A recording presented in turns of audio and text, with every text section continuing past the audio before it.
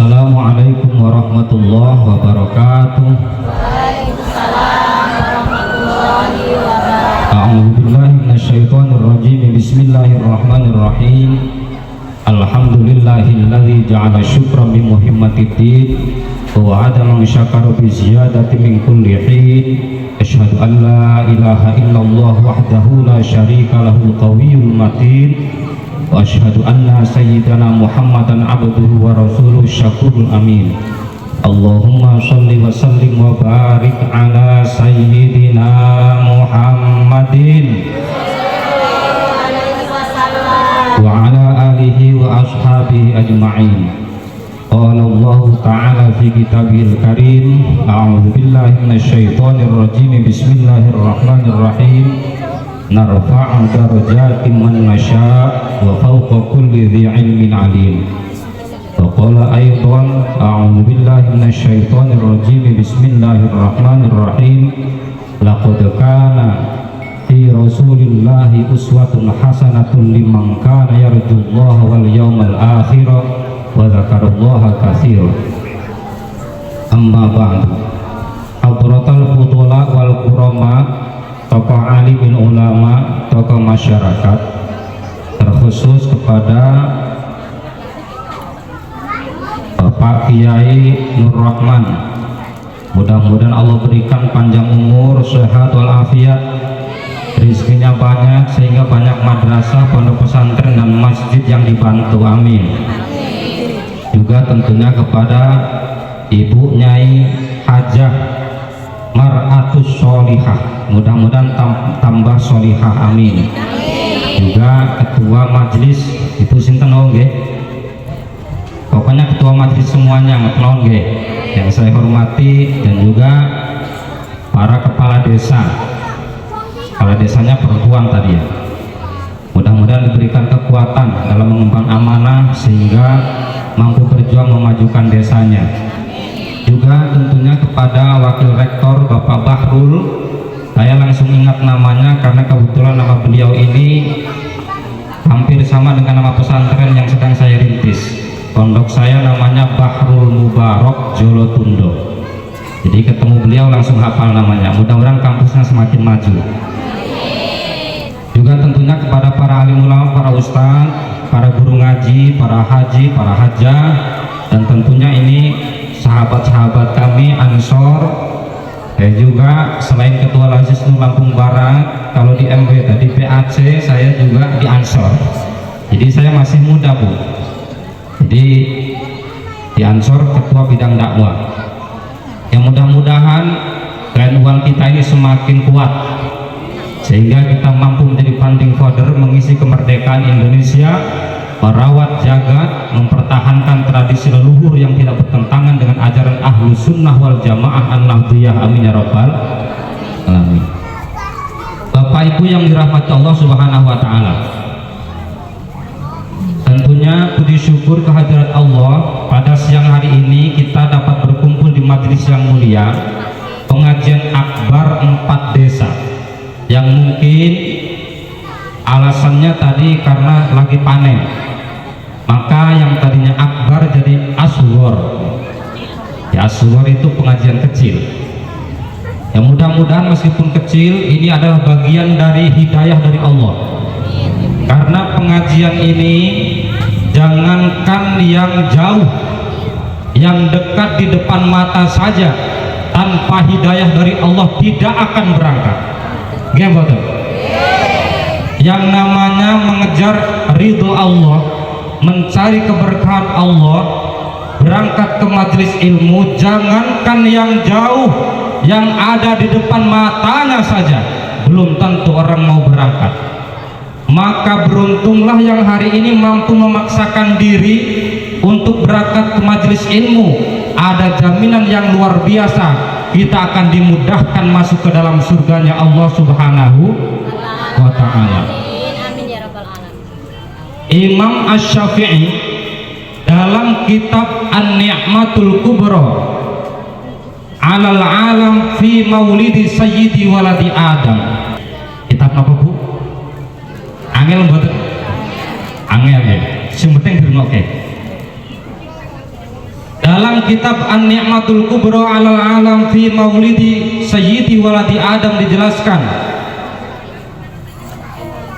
man jama'a li maulidin Nabi sallallahu alaihi wasallam ikhwanan wa hayya'a ta'aman wa akhla makanan.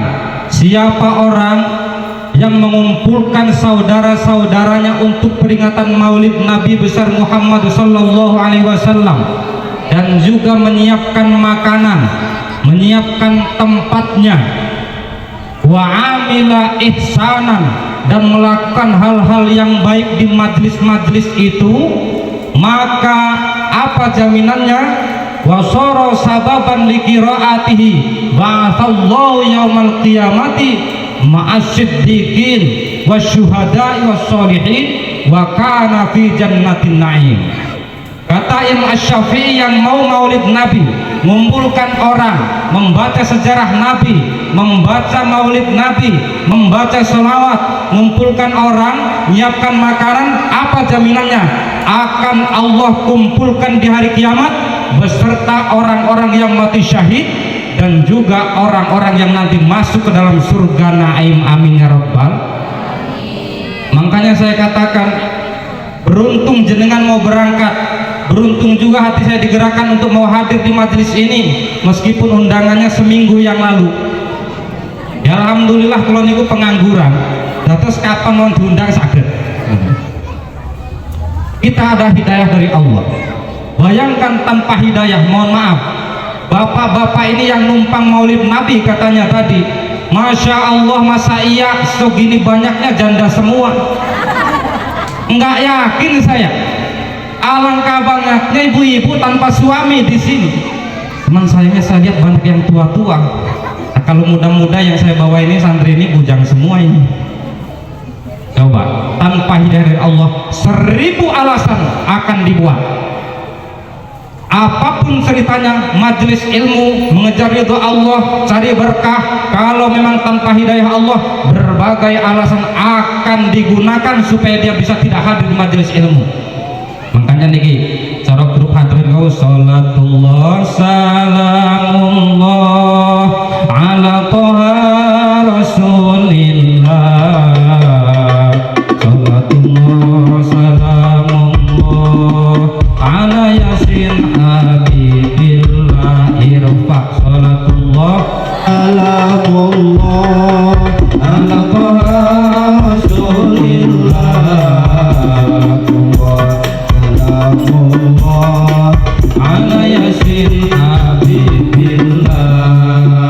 kata bapak-bapak yang banyak alasan. Apa kata mereka? Tadinya mau berangkat, tapi ini penyakitku mah, penyakitnya asam urat sama bisulnya di pantat.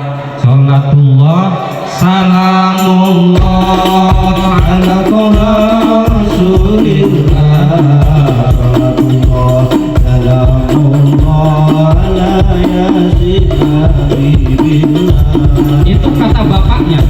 Apa kata emak-emaknya? Sama, emak-emaknya alasan, mohon maaf saya tidak ngaji karena lagi nyuci baju suami, tadi malam nangkring 3 kali. Salatullah salamullah ala rasulillah, salamullah ala yasin habibillah. Bapak Ibu yang dirahmati Allah, bersyukur kehadirat Allah kita berkumpul di majelis ilmu ini, mudah-mudahan dapat barokah. Amin ya rabbal alamin.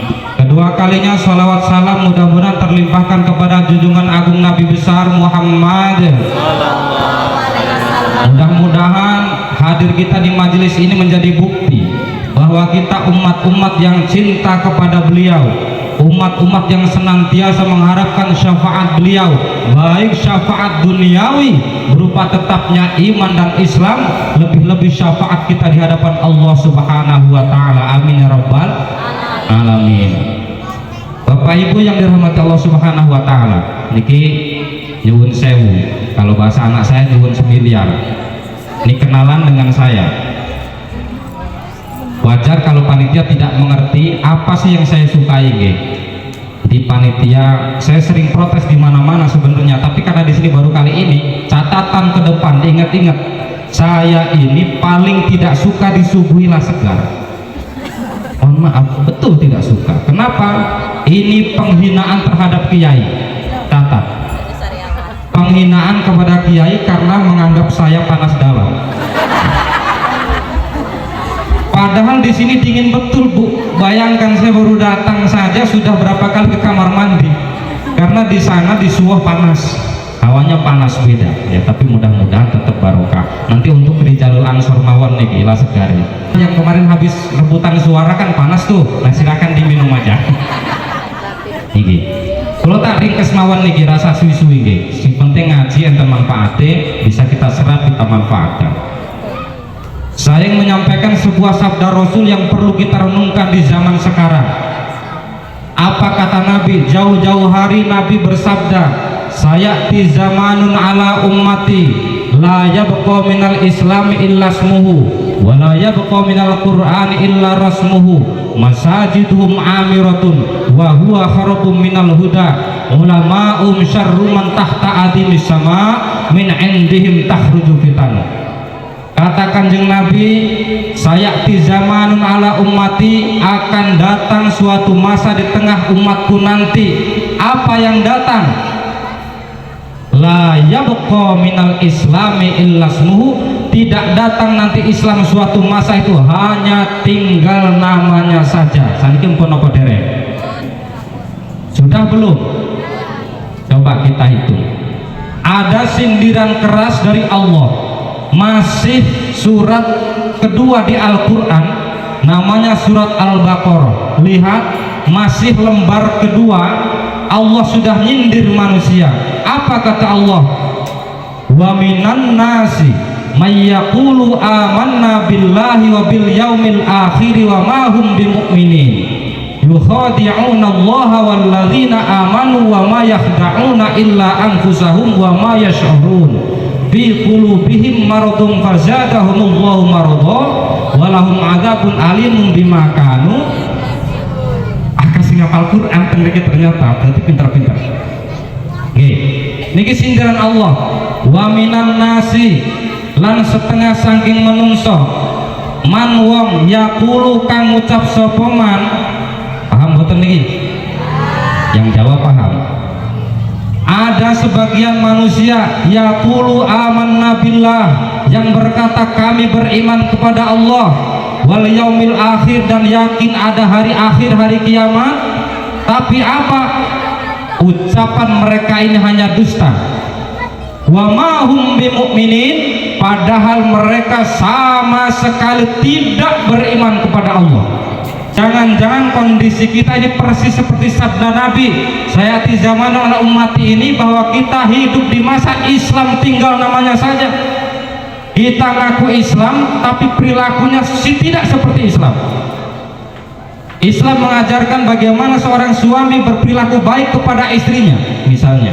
Islam mengajarkan bagaimana seorang istri hormat kepada suaminya. Sekarang berbalik arah, berapa banyak suami yang begitu galaknya kelewat mati-matian yang kepada istrinya, dan berapa banyak seorang istri yang durhaka kepada suaminya.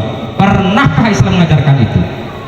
Berapa banyak Islam mengajarkan kepada orang tua untuk mendidik anaknya agar sayang kepada anaknya, tapi berapa banyak juga anak yang tidak pernah sadar dia punya tanggung jawab wajib hormat kepada orang tuanya.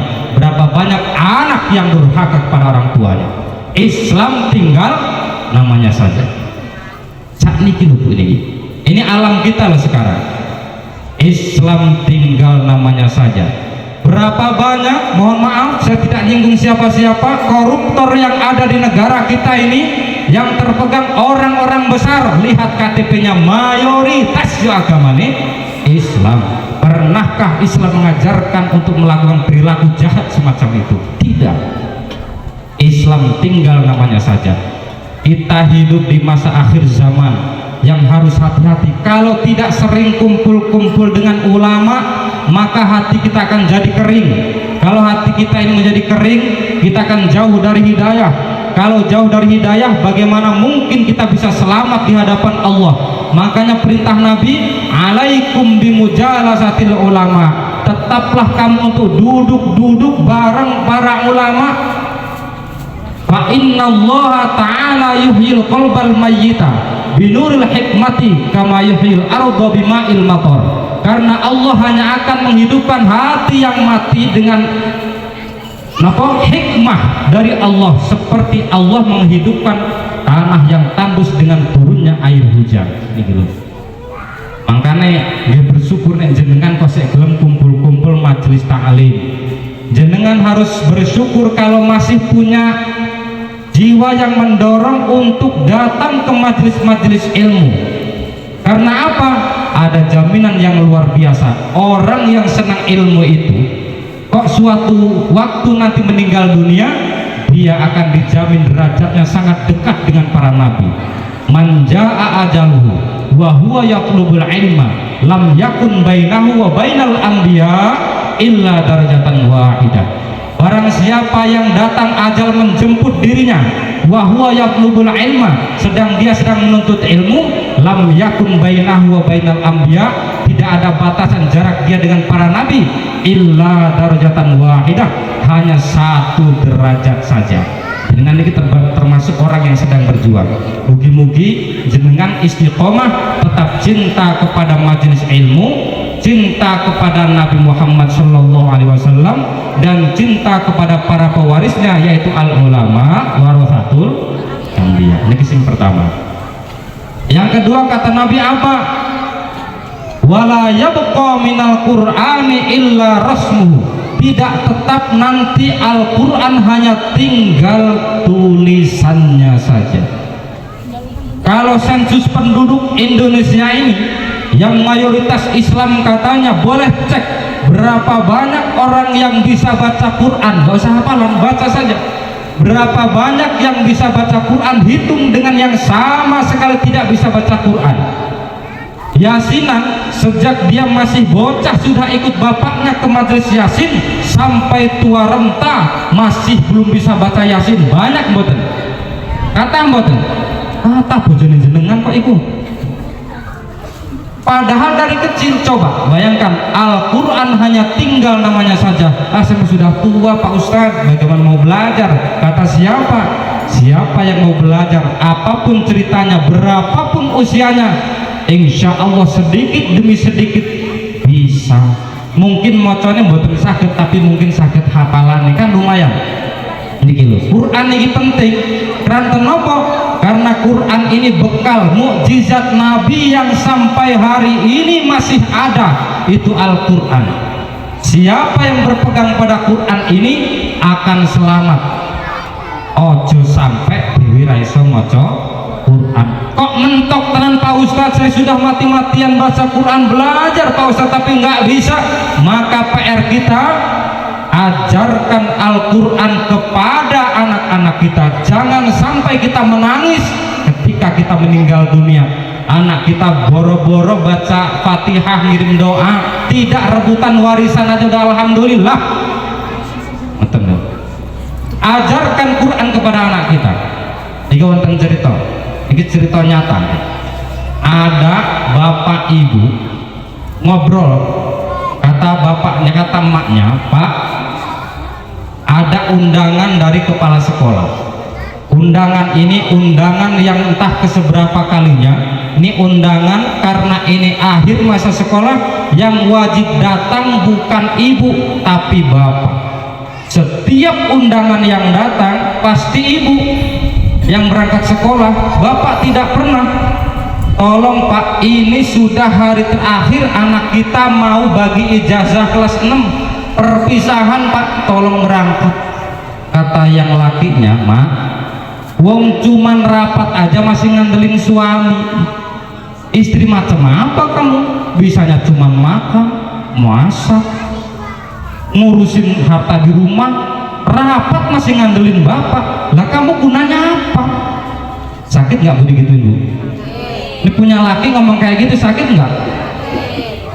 Kue nguri sopo kerjane nang omah nggo rapat sekolah kok kudu bapak ngoten. Loro mboten?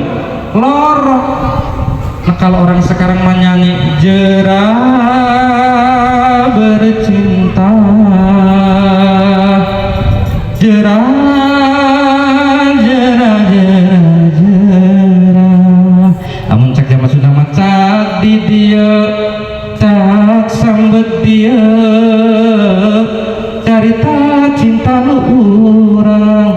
Ini kata ibu yang tadi ngamuk ini, udah pak sekarang nggak usah ribut, kalau bapak nggak mau berangkat sekolah saya juga nggak mau, terserah anak kita mau ngapain, saya nggak ada urusan lagi. Ya sudah, kata yang lakinya, los saya nggak berangkat, kamu nggak berangkat, nggak ada urusan. Akhirnya malam itu ribut, pisah kamar, bapaknya di kamar depan, emaknya di kamar belakang. Anaknya bingung gara-gara secari kertas undangan sekolah, bapak ibunya malah berantem. Bayangkan, kata anaknya, besok saya mau berangkat sekolah, tidak usah pakai bapak ibu, berangkat sendiri. Pagi-pagi sebelum subuh bapaknya mikir, iya juga ya, bener juga kata istri saya, masa iya dari kelas 1 SD sampai kelas 6 yang berangkat istri saya sebagai suami ngapain, berangkat aja lah. Bapaknya mikir sadar, daripada besok megang istri diamuk nggak dikasih, berangkat aja lah. Berangkat. Begitu masuk kamar anaknya diketok, nggak ada jawaban, dibuka anaknya udah nggak ada. Oh nggak ada, kemana ya? Jangan-jangan sudah berangkat ini. Ini malamnya habis ribut bu, gengsi dong, pagi-pagi mau masuk kamar istrinya, mau nanyain sama istrinya, mak anak kita kemana? Gengsi saya. Tuh hayang-hayang tadi ngomong kenapa majikan, mending diem aja loh saya. Sama istrinya juga, begitu bangun keingetan, los bapak nggak berangkat, ini anak saya, masa iya saya nggak berangkat ke sekolah. Dilihat di kamar anaknya nggak ada, kaget juga, ih kemana ini anak saya? Mau ngomong sama suaminya gimana coba? Gengsi nggak? Gengsi banget, apalagi perempuan dong, bener mau salah aja harus ya laki yang minta maaf. Wah jadi ini Bu Maratu Soleha pengalaman berarti. Ini mohon maaf, ini memang mohon maaf Bu ya, kalau kata saya memang perempuan ini manusia unik, se-SD unik lah. Kalau perempuan itu agak sulit gitu, makanya laki-laki ini banyak yang pintar di panggung tapi di rumah nggak bisa apa-apa. Karena perempuannya kalau kata saya manusia sakti Bu, bener. Saya sering cerita di mana-mana saya Bu, pagi-pagi kalau cuma dibuatin air kopi dihidangin itu biasa sama istri. Lagi duduk, bayangkan betapa saktinya istri, duduk udah pak disuguhin air, istri sambil nyapu, dikasih ini apa namanya kopi, ini mah bukan kopi tapi air putih, apa-apa lah, kopinya sudah ada di sana tadi, udah pak diminum, ya namanya istri ngasih kan, walaupun tak pahit dah mari kasih aja. Bismillahirrahmanirrahim. Minum baru selesai, apa kata istri? Pak kok bisa ya? Bisa apa? Ibu lagi nyapu di belakang itu, di bawah lemari itu rak, kok ada kertas tebal. Begitu saya sapu, rupanya amplop pak. Amplop kok bisa? Nggak tahu pak. Terus isinya, begitu ibu buka isinya duit. Oh duit berapa? 1.500.000. Banyak amat. Kira-kira duit apa itu pak? Saya jawab itu duit apes mak. Loh kok apes? Udah saya simpen mati-matian masih ketemu. Ini loh saktinya perempuan, wis disimpen ngasih gosong nengser sih nggak ketemu, tapi jajal orang laki-laki yang nyimpen pasti gampang. Laki yang nyimpen olah ketemu, walaupun duit sampai ditaruh di petelesan kandang wedus nggak ketemu pun toh. Jajal digolek musim kondangan, wah sempak digledai. Jangan-jangan dibujuki nyimpen duit dengan rahasia, isin menitulur hajatan rakondangan. Kembali ke cerita tadi, akhirnya apa? Bapaknya yang berangkat ke sekolah Pak Bu. Begitu sampai ke sekolahan sudah terakhir, hampir ditutup pintu gerbang, sampai masuk ke dalam, kata Pak Sapam, Bapak datang terakhir, silahkan duduk di kursi paling belakang. Oh nggih matur suwun, ini silahkan duduk, ini hidangannya silahkan diminum Pak. Ya siap diminum. Bismillahirrahmanirrahim. Diminum lagi Bu. minum. Dia lihat di situ rupanya perpisahan sekolah ini, sekolah menggelar penampilan anak-anak yang punya prestasi, anak-anak yang juara-juara, yang hebat-hebat dinaikkan ke atas panggung. Yang juru pencak silat dipanggil, Tumiran, anaknya Bapak Kasyono, silahkan naik ke panggung. Mau ngapain? Mau pencak silat. Yang pagar nusa ya pakai pagar nusanya, yang PSHT PSHT-nya, yang SH pakai SH-nya, yang kerasakti pakai kerasaktinya, macem-macem. Loncatnya aja keren, dari bawah panggung langsung di atas kepala sekolah. Satu sekolah tepuk tangan. Itu Tumiran anak siapa? Sakti bener. Kepala sekolah saja kepalanya dilompatin. Sakti katanya. Kalau kata saya ini anak kurang ngajarin, jangan-jangan nggak ngaji. Tepuk tangan. Tampil selesai, panggil lagi. Selanjutnya Ikrimah binti Paino naik ke panggung. Mau ngapain? Saya Pak Guru bisanya nyanyi aja. Nyanyi apa? Lagu India. Emang bisa? Bisa lah. Udah tampil di mana nak? Udah banyak, saya di organan tampil. Jadi biduan kecil saya Pak Guru, anak kelas 6. Ini mah bangga betul sekarang punya anak pintar joget di panggung. Giliran anak nggak bisa ngaji, biasa aja. Gampang yasinan undang tetangga. Ini bahaya. Naik ke panggung, coba nak kamu nyanyi apa? Ini lagu yang familiar terkenal. Apa judulnya? Muskurani. Muskurani di wajah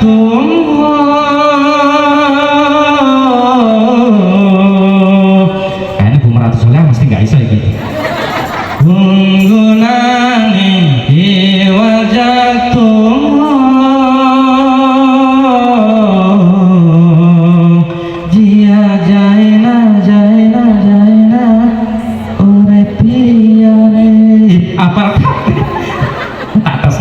kapal Jamile usme katelenge tu de khushiya tu de ansu batelenge kia jaina udahlah kepanjangan. Udah pokoknya tampil, udah turun ke panggung. Repot Bu, kalau jadi artis ini mahal bayarannya, repot jenengan nanti. Dah, Bu kata Bu Meratus Soleh, ini bahaya nih ustadznya matre. Insya Allah enggak. Dari dulu jadi penceramah sampai sekarang saya tidak pernah ngarepin amplop belas. Saya itu sini gimbotan. Isinya juga enggak. Saya nih yang sering ikut nih. Dengan isinya juga enggak saya itu. Bagi saya seorang kiai ustadz haram hukumnya ngisi dimanapun mengharapkan isi amplop. Yang penting jumlahnya. Nih, udah tampil berikutnya terakhir yang dipanggil namanya Umar. Umar, kamu silahkan naik ke panggung. Bapaknya yang tadi telat kaget, tuh anak saya dipanggil mau ngapain? Si Umar naik ke panggung. Begitu naik, Mar, mana bapakmu? Bapak saya nggak berangkat. Lah kenapa? Habis berantem sama emak. Namanya anak kecil, jujur dia. Ya sudahlah, nggak apa-apa. Terus sama siapa? Saya berangkat dengan guru ngaji saya. Mana guru ngajimu itu? Siapa namanya? Pak Ustadz Nur Rohman. Oh nggih, silahkan bawa naik ke panggung. Akhirnya ustadznya diajak ke panggung. Kata ustadznya, nak, kamu tadi kan bilang cuma diantar sekolah. Lah sekarang naik ke panggung mau ngapain? Ini loh Pak Kiai, saya ini pengen buktikan kepada orang-orang yang hadir, pengen tampil baca Quran hafalan. Oh, ini Pak Kiai, saya bawa tas, di tas ada Qurannya. Pak Kiai izin mohon dengan sangat jangan tersinggung, Quran dipegang. Silakan Kiai buka halaman berapapun, bacakan, akan saya lanjutkan. Siap? Begitu buka sama kiainya, a'udzubillahi minasyaitonirrajim, bismillahirrahmanirrahim, alhamdulillahirabbil alamin, arrahmanirrahim, maliki yaumiddin, sampai waladhdallin, amin. Hafal wajar Fatihah. Baca lagi, wa idh qala rabbuka lil malaikati inni ja'ilun fil ardi khalifah qalu ataj'alu fiha may yufsidu fiha wa yasfiku dima. Teruskan, wa nahnu nusabbihu bihamdi wa nuqaddisu lak qala inni a'lamu ma la ta'lamun. Oh pinter, coba yang lain. Kata ustaznya dibacakan satu persatu ayat, suruh teruskan, selesai, diteruskan selesai semua. Satu majelis di sekolah yang tadinya ketawa-ketawa tepuk tangan menyaksikan penampilan anak-anak, ada yang puisi, ada yang nyanyi, ada pencaksilat, tidak ada satu pun yang bersuara. Kenapa? Kok ada anak kelas 1 6 SD sudah hafal Quran? Bayangkan, anak siapa ini? Anaknya ditanya sama kepala sekolah, nak kamu kok beda sendiri? Yang lain ada yang pencaksilat, puisi, joget, nyanyi, kamu kok beda? Apa alasanmu? Kata si Umar, Pak kepala sekolah, Pak guru, saya pernah diajarkan oleh guru ngaji saya bahwa di akhirat nanti akan ada seorang anak menghadiahkan mahkota kemuliaan, baju kebesaran yang tidak pernah dipakaikan ketika di dunia kepada orang tuanya, yaitu orang yang hafal Quran. Saya sekarang anak yang sangat kecewa meskipun bapak ibu tidak berangkat sekolah. Nggak tahu dia kalau bapaknya di belakang. Saya kecewa punya orang tua yang tidak berangkat ke sekolah, tapi saya bangga dengan orang tua saya. Kenapa? Orang tua saya setiap hari bekerja, berangkat pagi pulang petang, ada yang ke kantor, ada yang ke sawah, ada yang ke kebun, ada yang ke pasar. Tapi orang tua saya ini satu hal yang menurut saya salah, dia hanya memikirkan bagaimana nasib dunia anak-anaknya. Maka saya sebagai seorang anak harus berpikir bagaimana saya bisa menyelamatkan akhirat bapak dan ibu saya. Pengen buatan punya anak kayak gitu. Orang tuanya mati-matian, kamu harus kaya nak, ayo sekolah, nih duitnya, sangunya, nih beli bukunya, nih untuk biayanya. Anaknya harus berpikir karena hidup dari lahir sampai sekarang dibesarkan orang tua, maka anak harus berpikir bagaimana mampu mengangkat derajat orang tuanya di hadapan Allah, masuk ke dalam surganya dengan hadiah Al-Qur'anul Karim. Man ja'alal Qur'ana amamahu, kata Nabi, siapa jadikan Quran sebagai imamnya, Quran yang diikuti, maka qadahu ilal jannah, Al-Quran akan mendorongnya ke dalam surga. Wa man ja'alal Qur'ana khalfahu, tapi siapa yang menjadikan Quran sebagai makmumnya, Al-Quran tidak diikuti, bahkan tidak pernah tahu tentang Quran sama sekali, maka saqahu ilan nar, Al-Quran ini akan mendorong dia masuk ke dalam neraka. Dengan ayo bareng-bareng, sarang-sarang anak kita dorong supaya menjadi ahli Quran. Amin ya rabbal alamin. Kudu didorong, ayo bareng-bareng jadikan anak kita yang solih-soleh, tapi ampun salah milih pesan, jangan salah milih gurungan, harus tepat pilihannya. Bayangkan dengan sudah mati-matian sejak kecil, anak digendong, dibiayai, disekolahkan supaya cerdas, supaya pintar, begitu dewasa tidak suruh ngaji, lepas, anak kita akan dirangkul narkoba, dirangkul minuman keras, dirangkul judi slot, dirangkul permainan online. Bayangkan, sedih nggak kira-kira? Sedih. Sudah mati-matian keringat kita buang, darah mungkin bercucuran, waktu kita habiskan untuk masa depan anak kita. Begitu besar anak kita malah melawan kita. Jangankan kirim doa buat kita, dia tidak terjerumus terhadap yang saya sebutkan tadi, tidak maksiat saja sudah luar biasa. Bayangkan, Bu, pegang anak kita, suruh ngaji, paksa. Sebisa mungkin jangan jauh dari para ulama. Niki sing keloro pun meh tengah rola sepi. Yang nomor 3, apa kata Nabi? Masajidum amiratun, masjidnya bagus-bagus, tapi apa? Kharabum minal huda, sayang sudah bagus tapi masjidnya sepi dari petunjuk. Niki lho, duwe masjid sepi saka petunjuk, orang takut mau masuk masjid. Sekarang nih bangunnya semangat tapi ngisinya ini ketakutan. Nggih mboten? Cinta nego. Ya bojone dhewe paling. Bojone jenengan. Nek kondangan ramangkat diamuk nang masjid ramangkat diamuk mboten? Jajal diamuk. Jajal. Ya Pak, mangkat nang masjid. Kondangan itu tidak wajib. Yang wajib itu makan-makannya. Nggih mboten? Walimah niku wajib mboten? wajib undangan walimah nikahan datang wajib, sing kondangan ora wajib boten kondangane boten terserah. Nah ora duwe isin tapi bermadang toh datang ke tempat cuma makan doang habis itu pamitan. Waduh, kata yang hajatan besok jangan diundang orang ini, ngabisin modal cuma numpang makan gara-gara walimahnya wajib kondangannya enggak katanya. Coba, tapi undangan Allah yang akan menyelamatkan dia, berapa banyak orang yang tidak melaksanakannya. Undangan ayo ke masjid yang azan sampai nangis-nangis, kelik-kelik sampai aki-aki tampil. Lah kita kemana coba? Makanya tadi saya ngobrol, mohon maaf ini Pak Yai Rohman, Pak Yai, Pak Ustadz sinten Faibul Bait loh Tukimin, mohon maaf Pak Ustadz, kita sering maidu. Apa ini bisa maidu itu? Apa sih maidu itu? Mencela ya mencela lah. Kita sering mencela, ada aliran baru kita geger, di sana dikuasai, masjid dikuasai. Ini masalahnya bukan di mereka, di kita sendiri. Bagaimana mungkin masjid kita ini tidak dikuasai oleh minhum, oleh mereka yang katanya Wahabi, oleh mereka yang katanya kalau pakai celana ini pendek, oleh mereka yang sering manjangin jenggot sampai ke lutut kaki.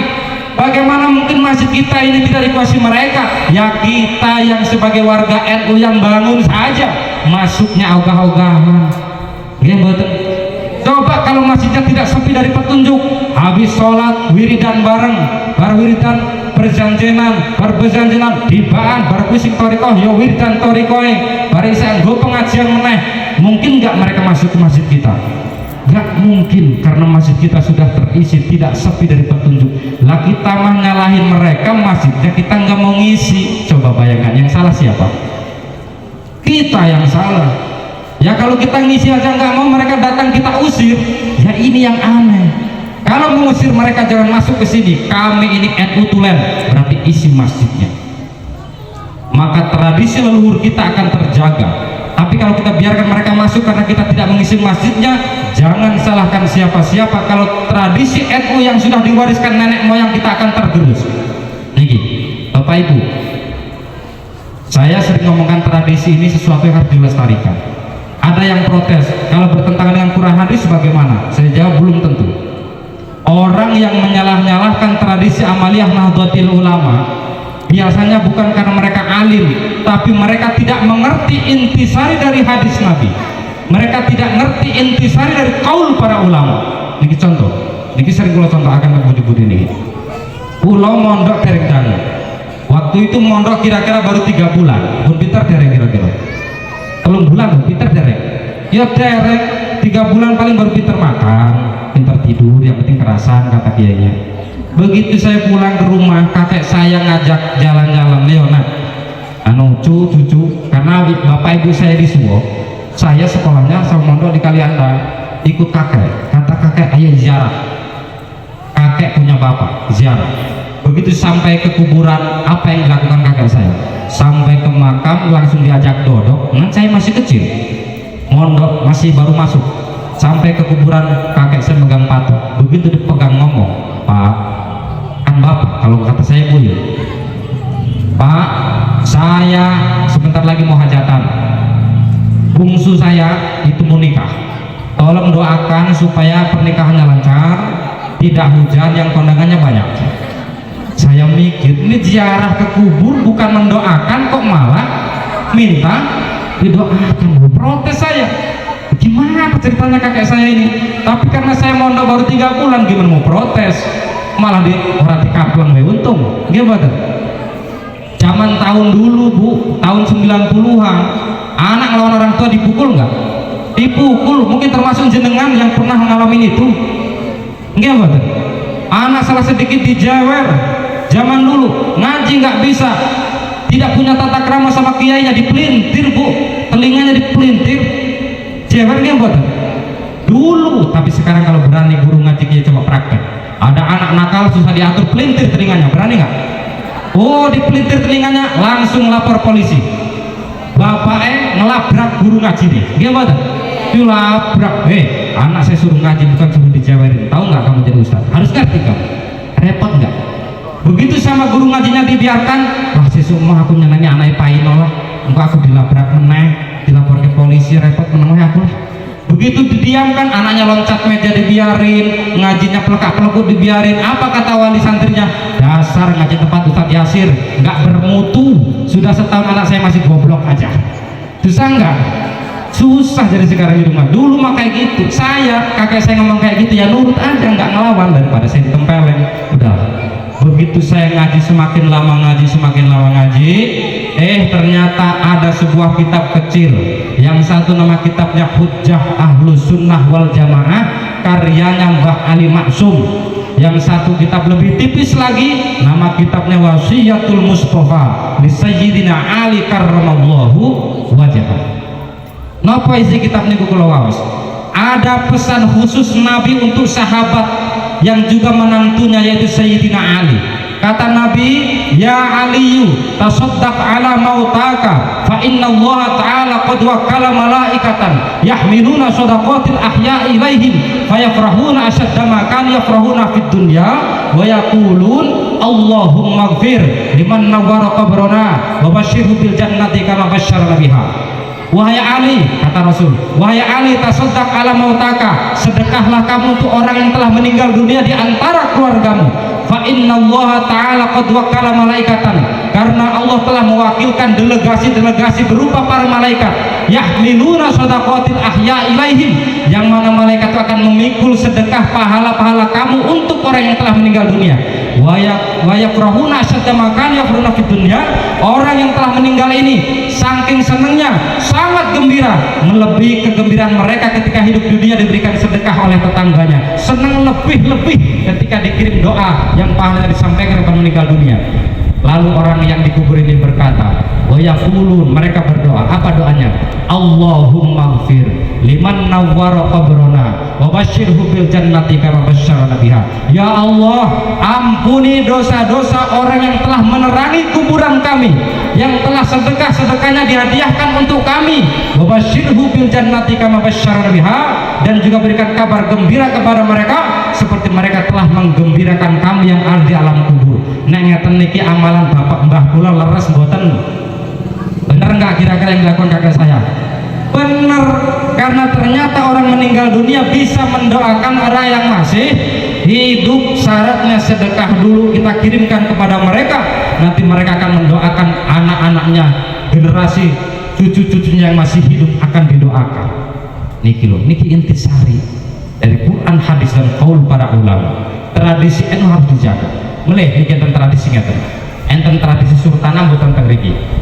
Sultanah masih ada orang yang bisa ngikrarkan, ada ngikrarkan Bapak Ibu ingkang rawuh sedaya niki niku wonten tempe. Kula ngarep ngalap berkan jenengan nggih mugi tempe niki ngayake kula langkung jenengan. Nggih, enten mboten?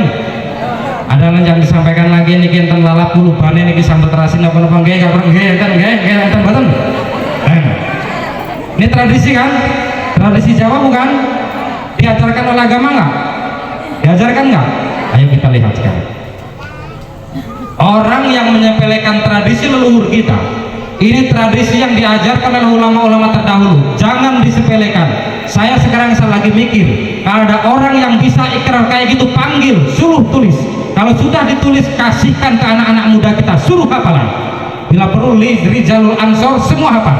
Bagaimana mengikrarkan ini tempene, iki delene, iki berase, iki segone. Kenapa? Iki enten, simpulura simpul di bawah. Mana yang puluran? Oh ini puluran. Ayo nak cetek ternyata. Tadi jauh kurang kelihatan. Puluran. Ini apa, Gunung Raya ya? Ada warga kampung Gunung Raya yang setiap hari kerjanya cuma ke pasar. Ada yang ke kebun, ada yang ke sawah mungkin, ada yang cuma di pantai, di danau kerjanya.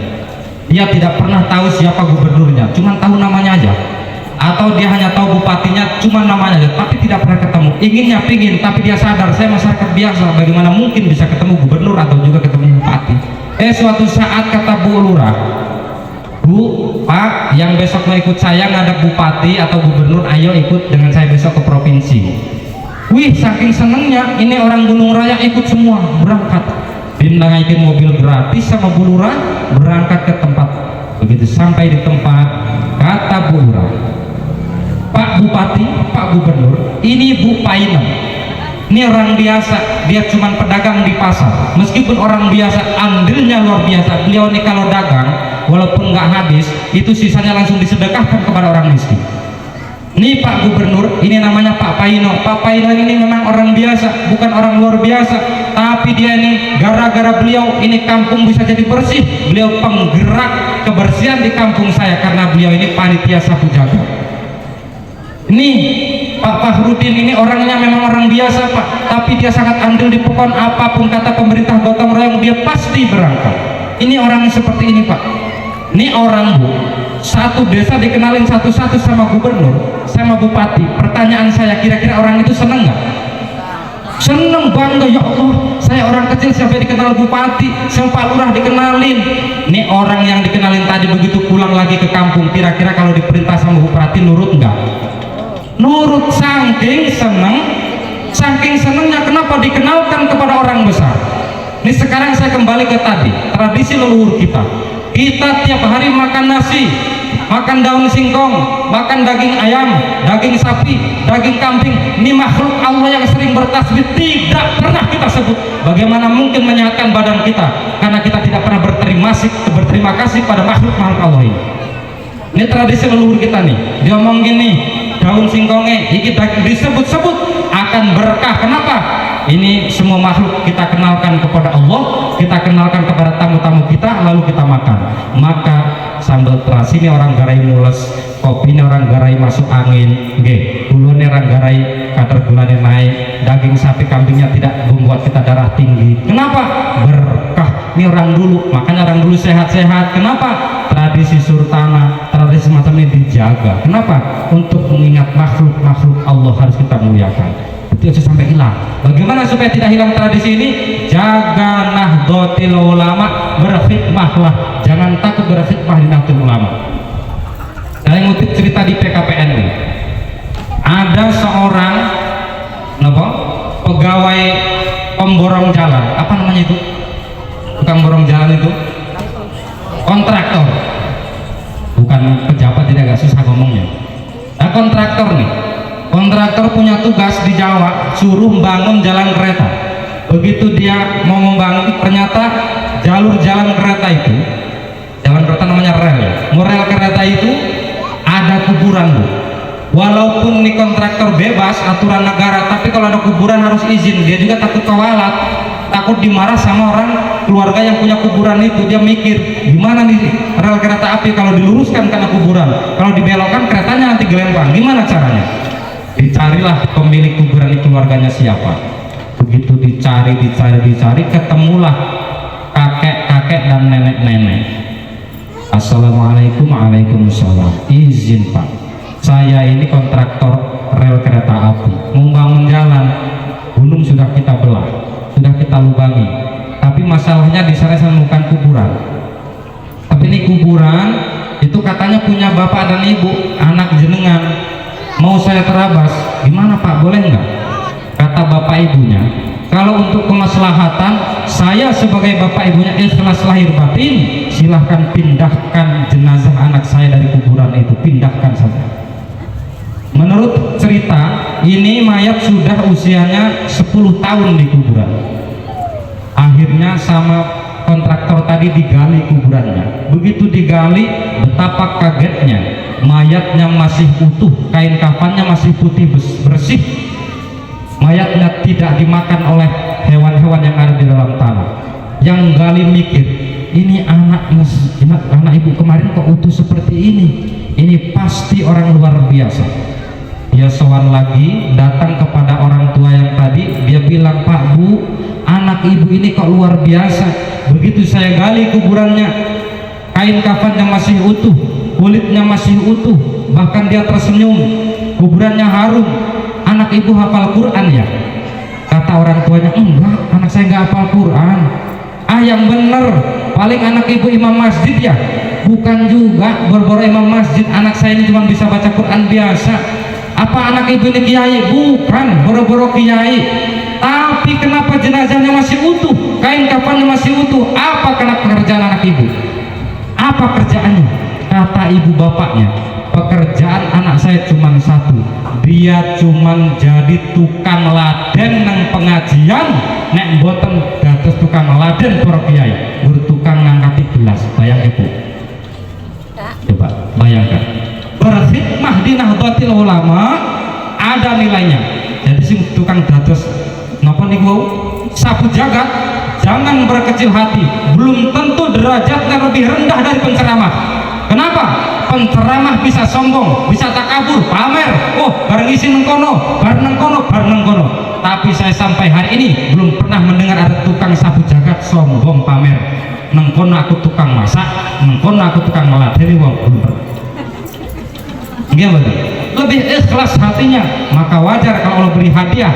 Nih orang NU tukang meladeni kiai. Mungkin jenengan sing ngoten niku ampun kecil hati, mudah-mudahan derajatnya tetap tinggi di hadapan Allah, amin ya rabbal alamin. Niki ingat niki, ajarkan anak kita cinta Quran, ajarkan anak kita untuk mengurus masjidnya supaya tradisi Nahdlatul Ulama tetap terjaga. Terakhir kata Nabi, ulama syarru man tahta adimi sama, akan hadir ulama-ulama yang justru menjadi orang yang sangat buruk perilakunya di bawah kolong langit ini. Bayangkan, di akhir zaman akan muncul ulama-ulama yang buruk perilakunya, bukan menjadi pengayom masyarakat, bukan menjadi pendingin persoalan masyarakat, justru ulama malah berperang satu dengan lainnya, rebutan posisi, rebutan jabatan. Nah, ini ngeri. Ulama akhir zaman, hati-hati. Tapi saya tidak mengatakan kiai nggak boleh jadi pejabat, bukan. Jangan saring mawon. Saya ngutip ceramahnya Gus Islah Bahrawi. Kata beliau, ada penelitian orang Eropa, mereka mengirimkan 25 orang yang suruh icak-icak Islam. Begitu meneliti, penelitian mereka di berbagai negara Islam menghasilkan dua hal. Ini catat. Yang pertama, kata mereka, ternyata di negara-negara Islam itu orangnya mayoritas genetiknya, DNA-nya, orangnya suka terhadap ilmu pengetahuan. Mayoritas umat Islam ini rata-rata DNA-nya, nggak DNA Habib ini, di DNA mayoritas umat Islam nih secara umum ya. Kalau masalah konflik nasab ini terserah, yang ahlinya silahkan berbicara ahlinya. DNA orang Islam mayoritas ini mereka suka terhadap ilmu pengetahuan. Ini kelebihannya. Tapi sisi kelemahannya apa? Kelemahan umat Islam itu satu, kalau mereka diberi mimpi-mimpi politik, meskipun guru ngajinya sama, kiainya sama, agamanya sama, tradisinya sama, bahkan keluarganya mungkin kakeknya sama, mereka akan saling tikam bermusuhan satu sama lain karena mimpi-mimpi politik. Kira-kira bener buatan ini? Nggih mboten? Nah niki bener aja dielon. Ini hasil penelitian orang Eropa. Orang Islam memang suka terhadap ilmu pengetahuan, tapi sisi lemahnya adalah kalau mereka diberi mimpi-mimpi politik, mereka mampu berperang dengan saudaranya sendiri karena beda bendera. Itu hijau, itu kuning, itu coklat. Gelut karo kakangnya, gelut karo bapak edili, gelut karo adili, gara-gara perebutan perbedaan. Yang model kayak gini ayo kita jaga. Mudah-mudahan kita semua terhindar dari hal yang tidak diinginkan. Mudah-mudahan apa yang saya sampaikan bermanfaat untuk jenengan dan juga tentunya bermanfaat untuk saya pribadi. Mudah-mudahan kita juga semakin cinta kepada baginda Nabi besar Muhammad Sallallahu Alaihi Wasallam. Ayo, terakhir pesan saya, lestarikan tradisi leluhur kita, khususnya Maulid Al-Barzanji dan Maulid Ad-Dibai. Selain itu nanti belakangan ada Cimti Duror Keri Mawon. Ini dulu cocok? Cocok mboten? Ayo bareng-bareng, saya jujur